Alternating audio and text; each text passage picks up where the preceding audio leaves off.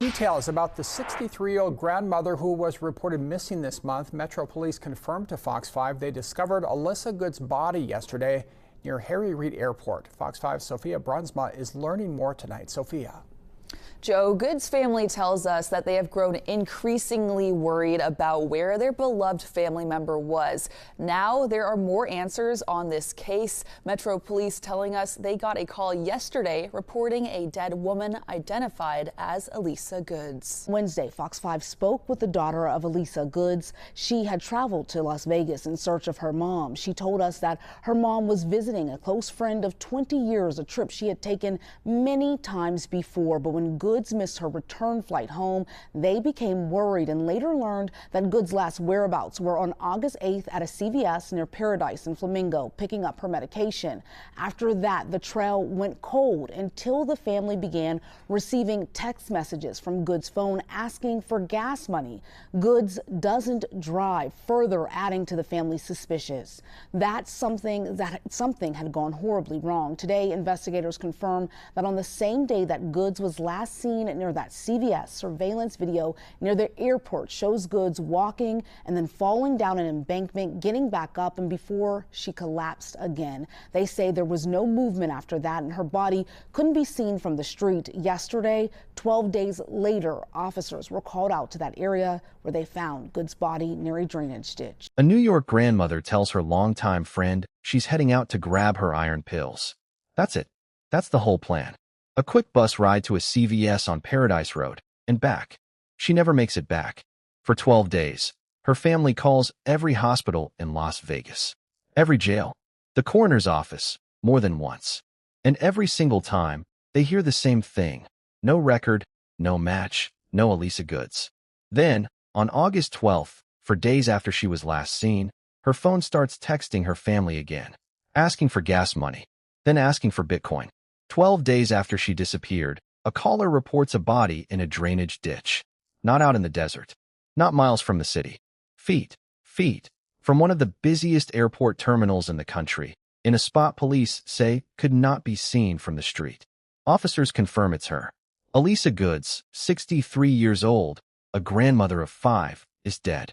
Police say they reviewed surveillance video, and what that video appears to show is this. On the same day she vanished, August 8th, Goods is seen falling down an embankment near the airport, getting back up, and then collapsing. No further movement after that. Case closed, right? She fell. Terrible accident, terrible luck, terrible heat, end of story. Except that explanation leaves a lot of very specific gaps sitting right out in the open. It doesn't explain how a woman heading to a pharmacy on Paradise Road ended up at an airport nowhere near her route.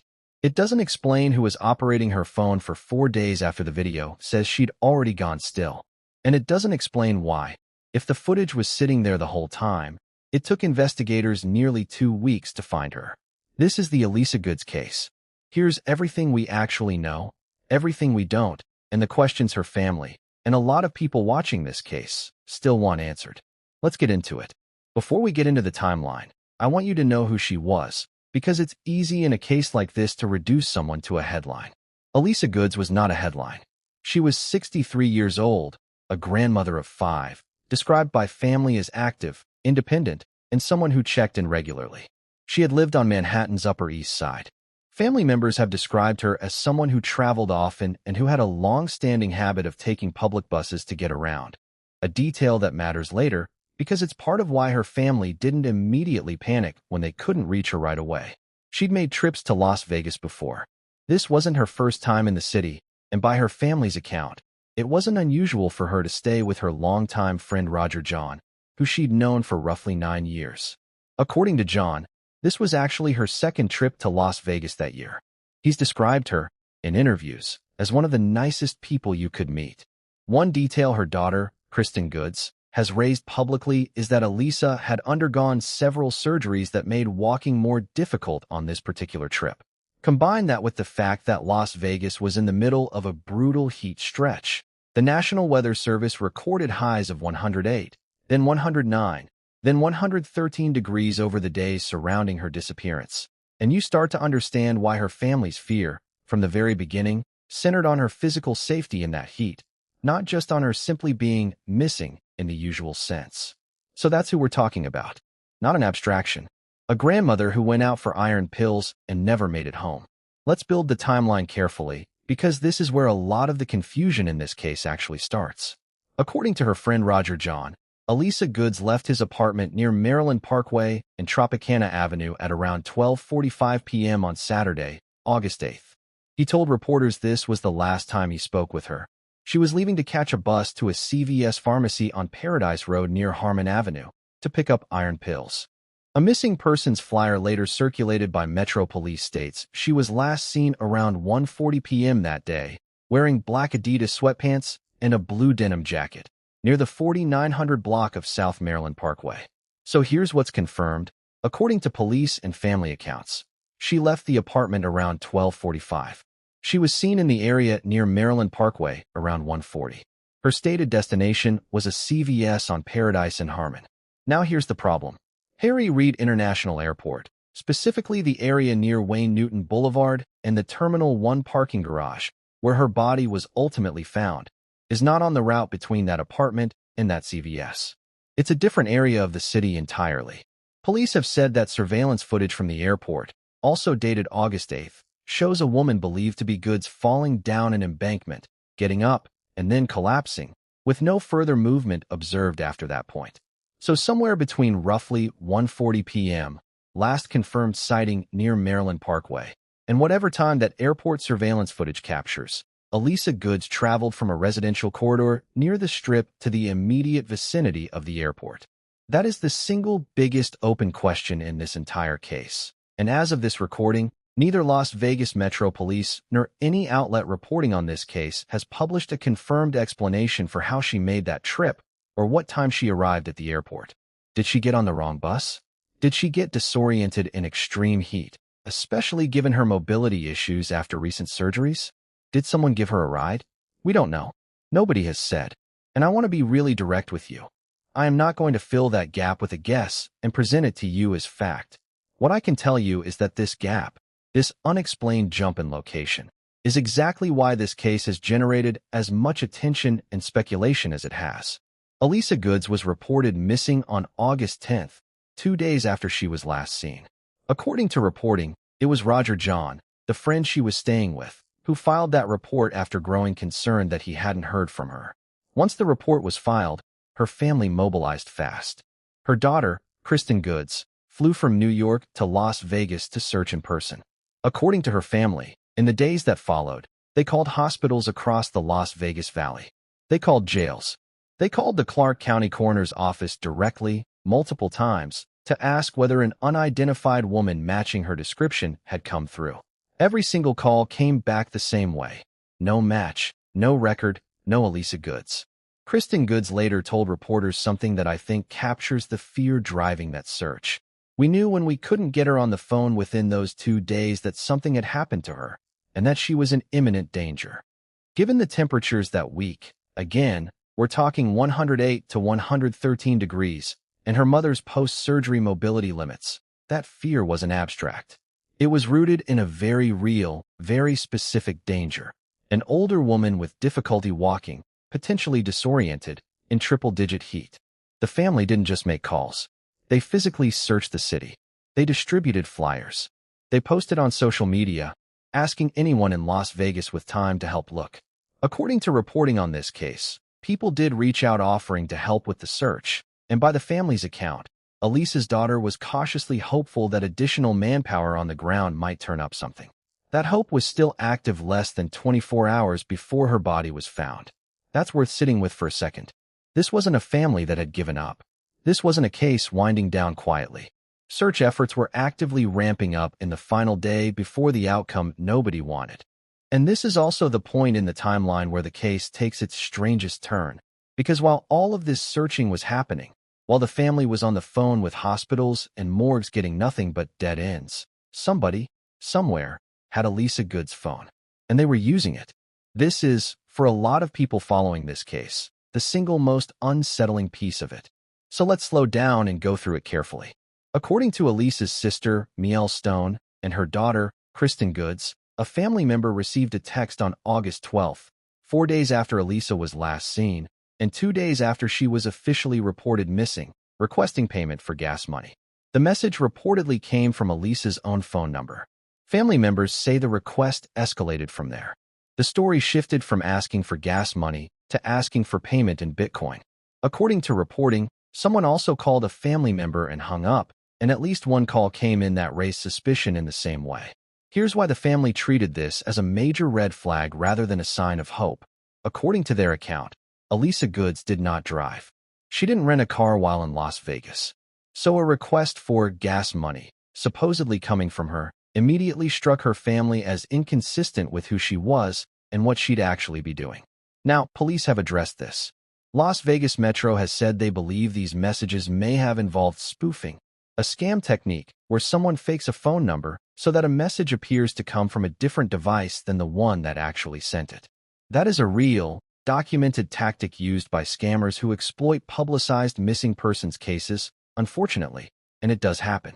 Some crime reporters covering this case, drawing on years of experience with cases like this, have suggested that whoever sent these messages likely had no connection to whatever happened to Alisa Goods, and instead came across a way to access her number and cynically tried to extract money from a grieving, desperate family.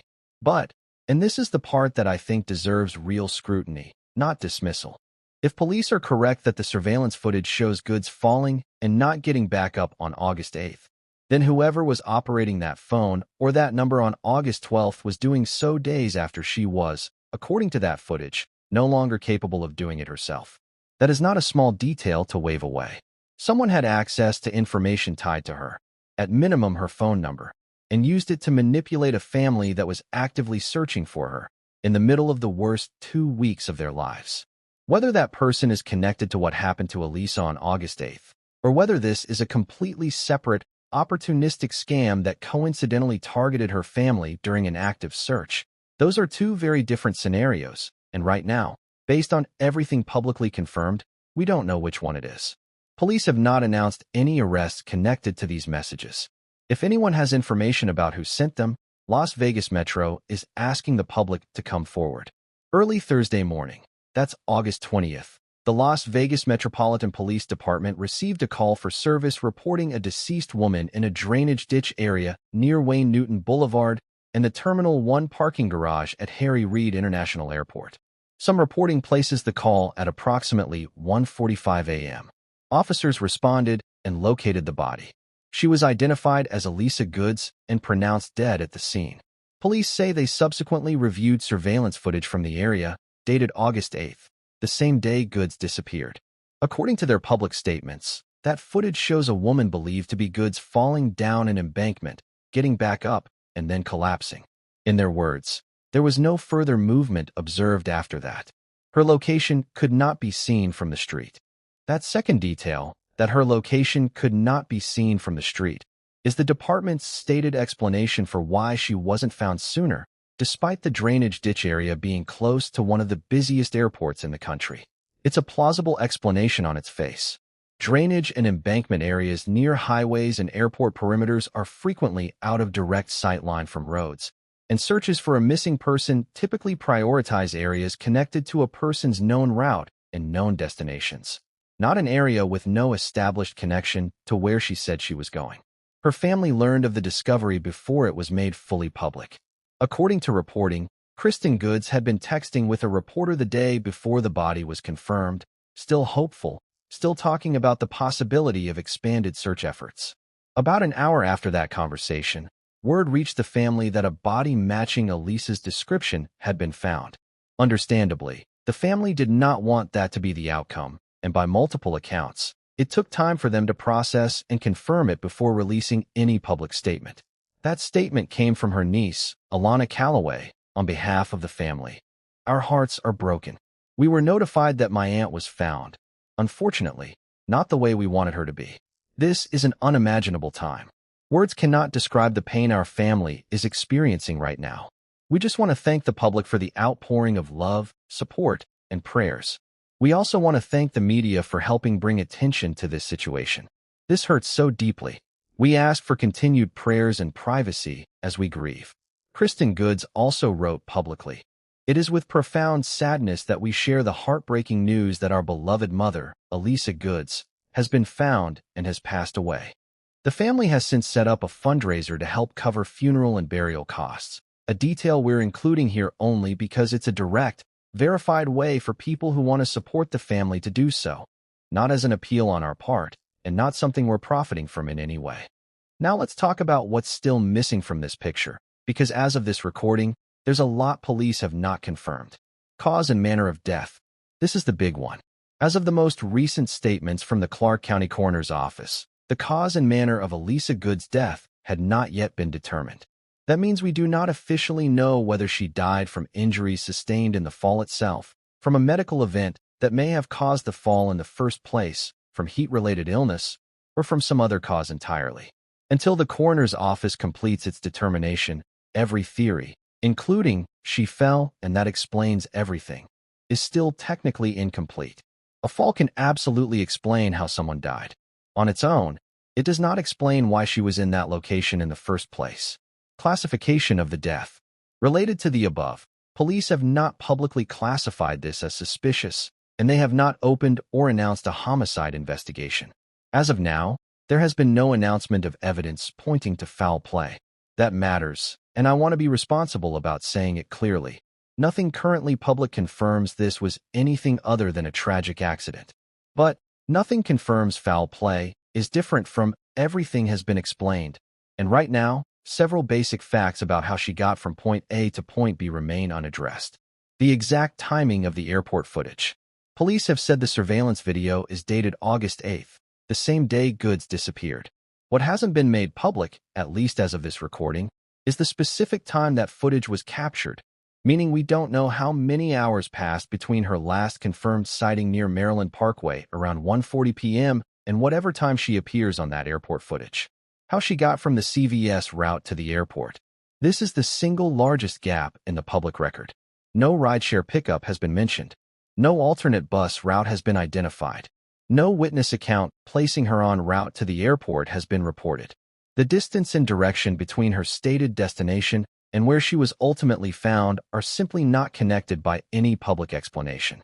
Who sent the text messages, and where they got the number or access from. Police have floated spoofing as a likely explanation, which is a reasonable and common scam pattern.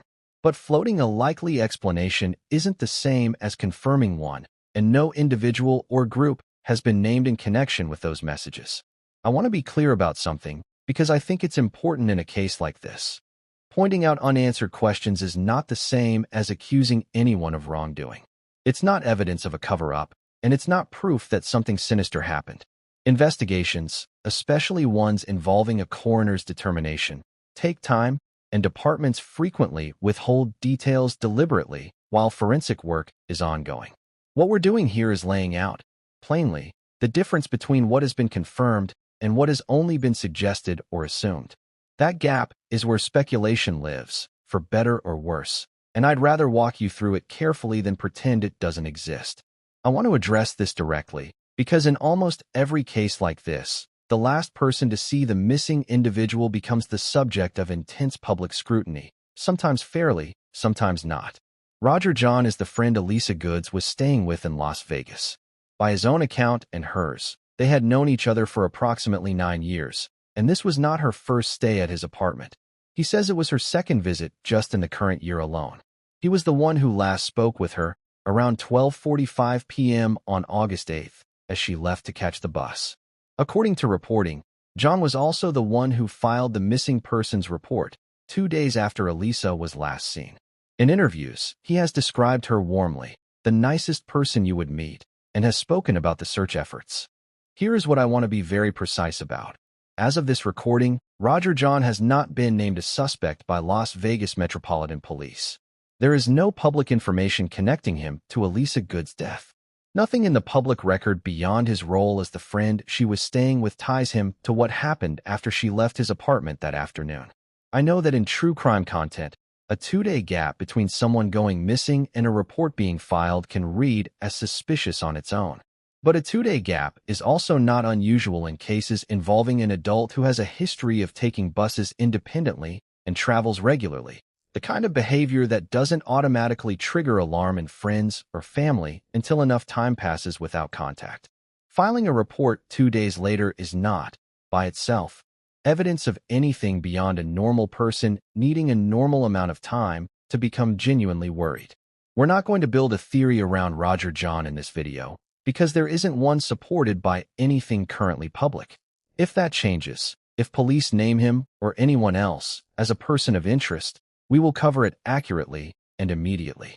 Until then, presumption matters, and we're not going to abandon that just because a name is attached to a tragic case. I want to take a section here to talk directly about what people are actually typing into Google and YouTube search bars about this case right now, because it tells you a lot about where public attention is focused and where the confusion is coming from. Alisa Goods' cause of death. This is, by a wide margin, the single most searched phrase connected to this case right now. And the honest answer, as of this recording, is it has not been released. The Clark County Coroner's Office has confirmed the cause and manner of death remain undetermined. If you're searching for a definitive answer, it doesn't exist yet publicly, and we will update the moment it does. Alisa Goods, who texted her family, and Alisa Goods' Bitcoin scam. These searches reflect exactly the confusion we walked through in Section 4. People want to know whether the person texting the family is connected to her death or whether this was an unrelated scam. As of now, that has not been publicly answered. Alisa Goods' Roger John. And who is Roger John Las Vegas? As covered in Section 7, John has not been named a suspect, and there's no public evidence tying him to her death. Alisa Goods' surveillance video release. A number of people are searching to find out whether the actual airport footage police described has been made public. As of this recording, it has not been released to the public. Police have described its contents and statements, but the footage itself has not been shared. Alisa Goods' drainage ditch location and Wayne Newton Boulevard, Las Vegas Airport. People are trying to physically understand the geography of this case, specifically how far the discovery site is from her last known location and from the CVS she was walking toward. As we covered, that distance and the lack of explanation for how she covered it is the central open question in this case. Alisa Goods' GoFundMe. People are searching to verify the family's fundraiser is legitimate, especially given that this case already involved a phone-based scam targeting the family. We'd encourage anyone looking to contribute to verify any fundraiser directly through statements from confirmed family members like Kristen Goods or Alana Calloway, rather than through unverified links. Alisa Goods' homicide or accident. This reflects the exact ambiguity we've spent this video walking through. Police have not classified this as a homicide. They also have not ruled out other explanations. The honest, current answer is undetermined. If you're watching this because one of those searches brought you here, I hope this update actually answered what you were looking for, or at least told you honestly what hasn't been answered yet. That's the standard we try to hold ourselves to on this channel, not filling gaps with guesses dressed up as facts. Let's bring this together. Here are the core open questions in the Alisa Goods case, based entirely on what has and hasn't been publicly confirmed. Question 1. How did she get from the route to CVS to the area near the airport? She was last confirmed near Maryland Parkway, heading toward a pharmacy on Paradise and Harmon. She was found near Wayne Newton Boulevard, close to Terminal 1, a different part of the city, with no publicly confirmed transportation link between the two. Did she board a different bus? Get disoriented from heat and recent surgery-related mobility issues? Accept a ride from someone? We don't know, and no one has said. Question 2. What time was the airport surveillance footage captured, and why did it take roughly 12 days to locate and connect it to her?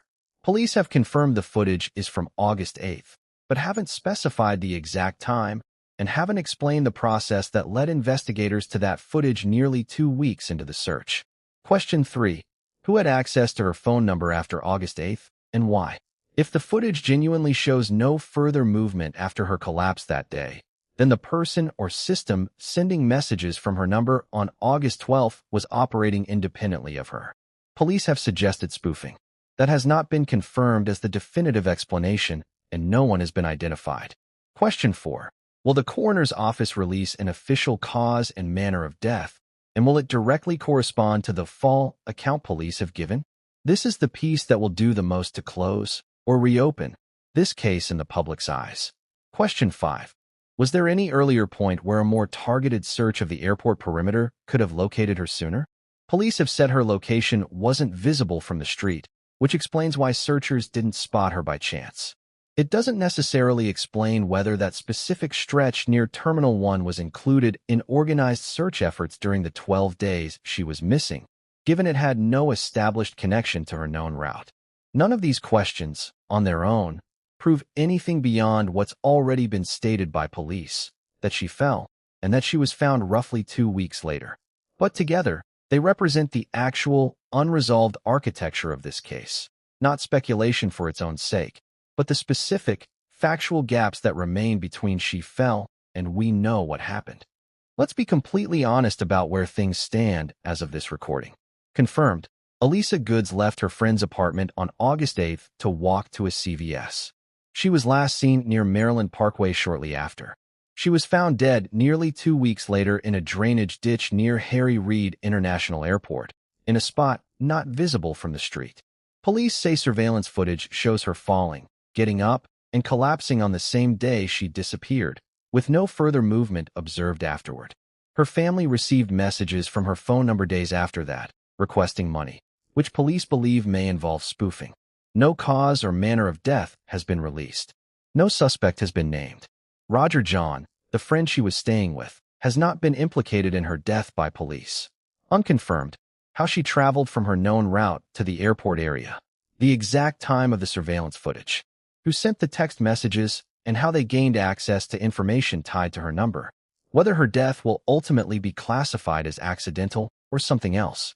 This is not a closed case, even though the search for her has ended.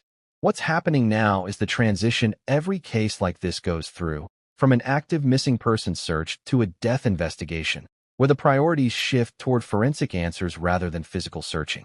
That process takes time, and it's genuinely possible that many of the open questions we've laid out tonight get answered in the coming weeks through the coroner's report, without anything sinister behind them at all.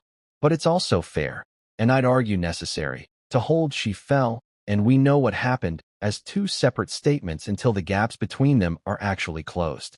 If you have any information connected to Alisa Goods' final hours on August 8th, her route between Maryland Parkway and the Harry Reid Airport area, or the text messages sent from her phone afterward, the Las Vegas Metropolitan Police Department is asking the public to come forward. You do not need to have a complete story. Even a small detail can matter in a case like this. If you'd like to support her family directly, please do so only through verified statements from confirmed family members, given that this case has already involved one scam targeting them through her own phone number. Before you go, I want to hear from you. Based on everything we've laid out tonight, the location mismatch, the unexplained hours, the phone activity after the surveillance footage says she'd already stopped moving. Where do you land? Do you think this was a tragic, unwitnessed accident, exactly as it currently appears? Or do you think there are still pieces of this timeline that haven't been told? Drop your thoughts in the comments below, because on cases like this, it's often the audience that catches the detail everyone else missed. We'll continue to follow this case and bring you a full update the moment the Clark County Coroner's Office releases an official cause and manner of death, or if Las Vegas police name anyone in connection with those text messages. Alisa Goods was a mother, a sister, a friend to many, and a grandmother of 5. Her family has asked for continued prayers and privacy as they grieve, and I'd ask that everyone in this comment section extend them exactly that kind of respect, even while we work through the open questions in this case together. Rest in peace, Alisa Goods. If this update helped clarify where things actually stand, hit subscribe so you don't miss the next one, and I'll see you in the next video.